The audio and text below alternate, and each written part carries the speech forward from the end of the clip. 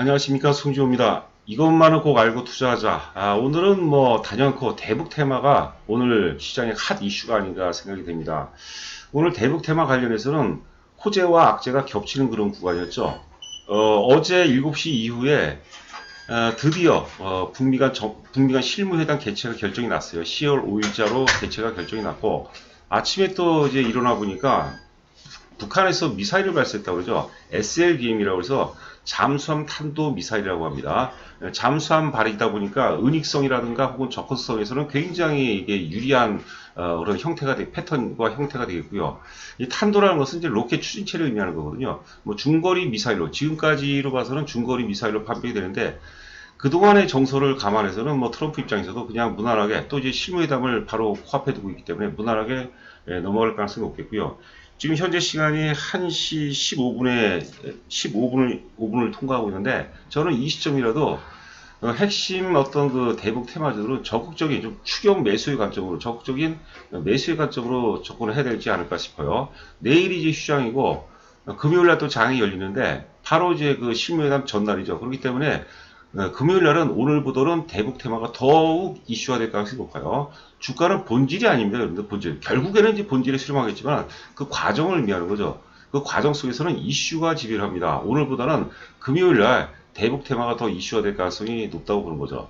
자, 여하튼 간에 지금 그 악재와 호재가 교차하는 그런 순간이고, 불신과 확신이 교차하는 순간인데 여전히 불신과 의심이 많은 것 같아요. 그러나 이제 사후적으로 놓고 본다면 지금이 사실 저점이라고 보는 거죠. 이게 나중에 여러분들 대중들이 확신을 가질 때, 그때는 우리가 도저히 살 수가 없어요. 엄두가 안 나죠. 불신 단계에서 승부를 하는 바람이고요. 아울러서 제가 간단하게 이번에 이제 한반도 비핵화, 남북 경협이 이루어질 수밖에 없는 세 가지 논리를 간단하게 말씀드리자면, 첫 번째는 지금 북한 체제를 보면은 뭐 사실 왕조 체제죠. 김일성에 의해서 김정일 이어서 김정은이 3대째 집권하고 있는데, 현실적으로 김정은 자식이 사실 4대째를 이어갈 가능성은 뭐 제로에 가깝다고 보는 거죠.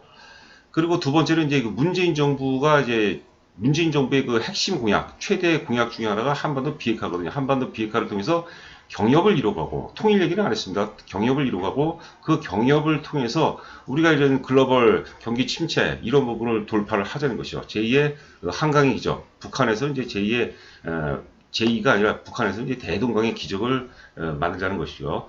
그 세 번째는 트럼프인데, 트럼프 대통령의 그 지금 언행을 보면요, 뭐 대체적으로 사실 인간적으로 좀 그 우리가 좀 터부시하는 경우가 있는데, 가만히 보면 공약은 다 지키고 있어요. 그런데 공약 중에 빠졌던 게 사실 대북 문제였거든요.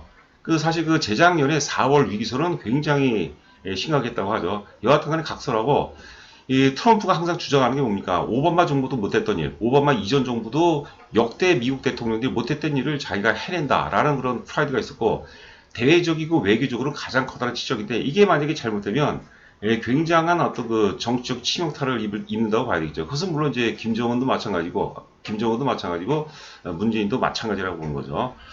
자, 해서 하여튼 그 우리가 그 본론으로 돌아가면, 불신 단계에서 승부를 하자. 불신 단계에서 지금이라도 우리가 조금 물린다는 생각으로 지금이라도 적극적인 매수의 관점으로 접근하고, 금요일도 대북 테마는 굉장한 강세 기조를 좀 이어갈 수 있지 않을까 싶어요.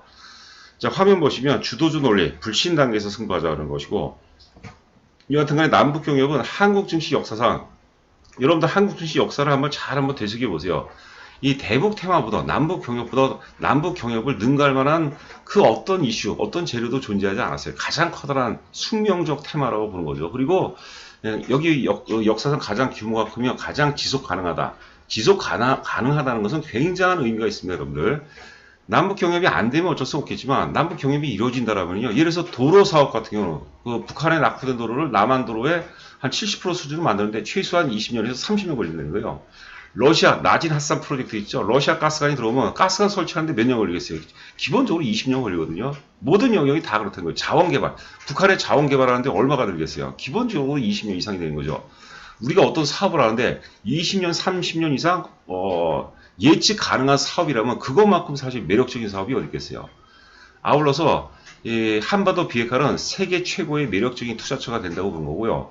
지금 2019년이죠. 2019년 지금 시점은 1990년대 말 중국하고 동일해요. 우리가 타임머신을 타고 1990년대 말에 중국에 들어서 투자를 할 수 있다면 얼마나 행복하겠어요. 그 복권을 사는 거, 과거로 돌아와서 우리가 로또를 사는 거하고 마찬가지라고 그런 거죠. 자, 그리고 핵심 논리는 뭐냐면 두 번째, 지금 그 대북 테마는 2018년도 3월 달과 동일한 파동이라고 부른 거죠. 그 제가 사례 종목을 남광토건 사례로 그 지난주 금요일도 제가 대북 테마에 대해서 말씀을 드렸어요. 남광토건이 3월 달에 6,000원, 7,000원이었어요. 6,000원, 7,000원, 8,000원인데 2개월 만에 다이렉트로 38,000원대까지 초급등합니다. 지금 그런 파동이에요, 여러분들. 그리고 시간이 지나면 지날수록 매수가 매수를 강화하는 단계가 전개가 돼요. 이슈가 이슈를 불러오고 매수가 매수를 강화를 시킵니다. 괜히 또 여기까지로 나갈 것 같은 게 여기까지만 하죠. 그래서 그 당시에는 6월 10일까지 싱가포르 정상회담 개최 시점까지 랠리가 이어졌죠. 향후 시나리오를 보면, 자, 하여튼 그 SLBM을 발사한 것은 그 실무회담 전 과시용이라고 봐야죠. 과시용 혹은 이제 벼랑끝 전술이라고 봐야 되겠죠. 미국이 요구하는 것은 뭐냐면 뭐 일괄이죠, 일괄. 완벽한 비핵화를 의미하는데 북한에서는 100% 받아들이지 않습니다. 북한이 가장 두려운 것은 리비아식 모델이었죠. 또 미국이 추구하는 것은 리비아식 모델이었는데 김정은이가 새로운 셈법을 갖고 와라 했고, 요번에 그 두 번째인데 요번에 그 미국은 트럼프가 한 일주 좀 전에 볼드라는 것은 대담한 거를 대담한 접근. 그러니까 대담하다는 것은 기존의 접근법과 틀리다는 것이죠. 이런 것들이 이제 공명을 이뤄서 좀 좋은 결과가 나올 수 있지 않을까. 만약에 나쁜 결과가 나온다면 그 미국도 그렇고 그 북한도 남한도 모두가 정치적으로 치명타를 입을 가능성이 높다. 이렇게 보면 될 것 같아요. 그래서 제가 그 게임 이론을 많이 얘기합니다. 게임 이론 여러분들 그 어려운 거 아니고요. 그 네이버에 들어가서 한번 보세요. 전략적 게임 이론 보면은 이 게임 이론상 이것은 맞아떨어질 수밖에 없다고 보는 거죠. 그리고 이게 우리가 실무회담이 중요한 게 아닌데 여러분들, 실무회담 리허설이고, 실무회담 이후에 정상회담 개최 결정이 나야 돼요. 그 안 되면은 어쩔 수 없는데, 만약에 정상회담 개최가 결정이 난다. 그러면 이제 말 그대로 속된 말로 게임 끝이라고 부르는 거죠. 경협이 복교가 되면서 거기에 따른 기대감, 수많은 상상력들이 이제 반응이 되죠. 그러면서 말 그대로 슈퍼 사이클이 전개될 가능성이 굉장히 높다고 보는 거죠. 주식은 이슈, 상상력은 이슈의 날개를 달고 가는 거죠. 상상력에 의해서 전개가 된다고 보는 겁니다. 자, 종목으로는 이제 남광토건, 한창, 재룡전기, 도화엔지니어링, 동아질, 현대 엘리베이터. 이것도 지난주에 말씀을 드렸던 종목이고요. 여기 이제 재룡전기 하나를 포함했어요. 대하 TI였죠. 지난주에 대하 TI. 종목을 한 번씩 보도록 하겠습니다. 남광토건, 한창, 재룡전기. 자, 그리고 다음 페이지. 뭐 대북 테마 4가지 핵심 논리, 이것도 한번 제가 예전에 강의할 때 뭐 준비했던 내용인데요. 여하튼간에 4가지로 요약을 해봤는데 하나씩 간단하게 읽어보도록 하죠. 한국 증시 역사상 가장 위대하고 가장 거대한 테마다, 가장 지속적인 비즈니스다, 이렇게 또 우리가 해석을 해볼 필요 있어요. 그래서 우리가 그 한국 경제 혹은 한국 증시 역사상 여러 가지 어떤 그 모멘텀이 있었어요. 특수가 있었는데, 뭐 60년대 베트남 전쟁, 중동, 뭐 올림픽, 뭐 벤처, 중국 특수가 있었는데 이거하고 남북 경협하고는 비교 불가하다는 것이죠. 두 번째, 남북 경협은 한국 경제 장기 성장 모멘텀이 되는 거죠. 뭐 반복되는 얘기지만 가장 현실적이죠. 가장 규모가 크고 지속적인 장기 프로젝트. 한반도 비핵화는 전 세계 최대 이슈고, 지금 전 세계 어떤 그 자금들, 전 세계 그 자본가들한테는 최고의 어떤 그 매력적인 투자처라고 이제 보는 거죠. 지금 전 세계적으로 지금 경기 하강 국면 아니면 경기 침체거든요. 그런데 한반도 비핵화, 이 남북 경협 이런 걸 통해서 어떤 그 새로운 투자처로 크게 도약할 가능성이 높다고 보는 거고요. 네 번째, 이거는 약간 좀 실전적이고 현실적인 겁니다. 이 초기에는 대기업보다는 대형주보다는 중소형주라든가 사양산업이 압도적으로 유리합니다, 여러분들.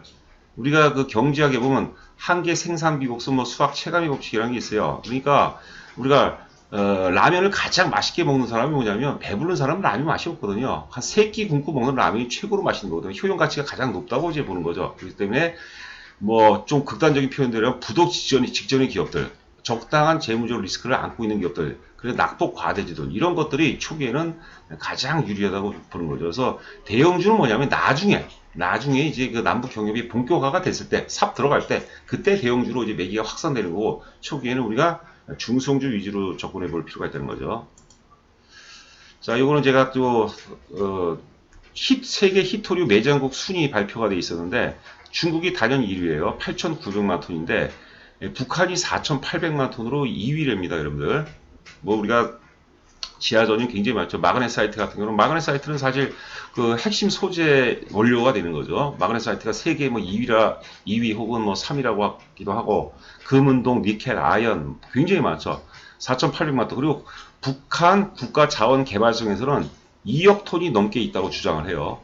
아직 뚜껑이 미지의 세계죠. 그러니까 얼마나 많은 상상력들이 반영이 되겠어요. 그러니까 주식은 우리 옛날에 그 보물섬 어떤 뭐 그 테마도 있었고 뭐 여러 가지 테마가 있지 않습니까? 보면 상상력으로 이렇게 주가를 어마어마하게 끌어올리는 거거든요. 근데 상상력이 현실하고 가까워지면은 주가가 이제 안정성을 또 보장을 받는 거죠. 자, 이거 이제 남광토건입니다. 남광토건. 남광토건 보시면은 여기가 3월 달이에요. 3월 달 뭐 5,000원, 6,000원, 7,000원에서 두 달 만에 죄송합니다. 이게 주봉입니다. 주봉.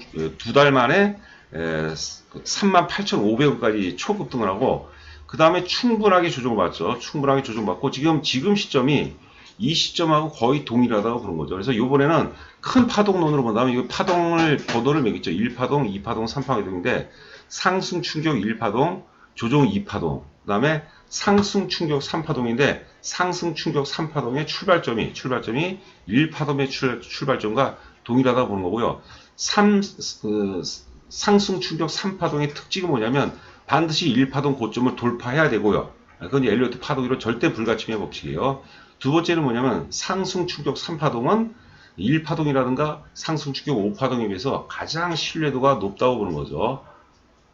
그렇게 해석을 하면 될 것 같아요. 그래서 난강토건이 지금 14,000원 정도 왔다리 갔다리 하는 것 같은데, 실전적에서 14,000원 미만 정도, 14,000원 미만에서는 우리가 좀 공격적으로 좀 샀으면 좋겠어요.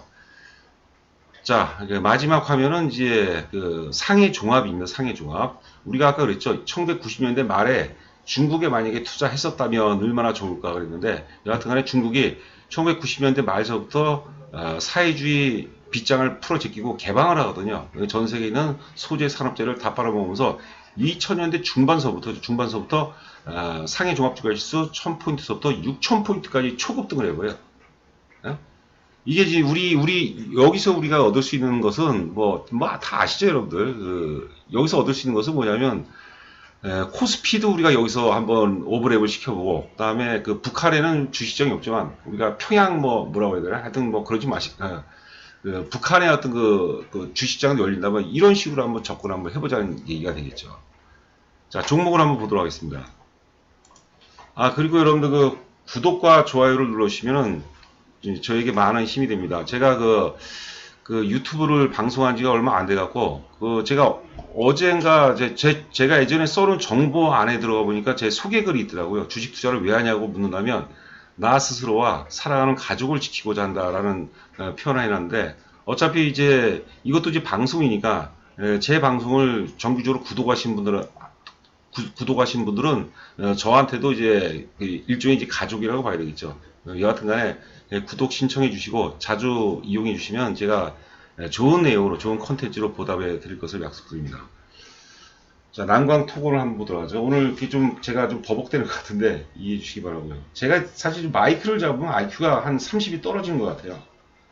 자, 난광토건 지금 14,050원인데 제가 좀 전에 14,000원 미만에서 사자고 그러는데 그냥 사는 거예요, 여러분들. 그리고 앞서 이제 그 방송 초반에서 말씀드린 것처럼 내일은 이제 장이 안 열리죠. 목요일 날은 장이 안 열리고 금요일 날 장이 열리는데, 금요일 날은 오늘부터 대북 관련된 대북 테마가 더욱더 이슈화가 될 가능성이 높다고 보는 거고, 왜냐하면 이제 토요일 날 실무회담이 개최가 되지 않습니까? 그러니까 거기에 대비해서 오늘 사셔야 돼요.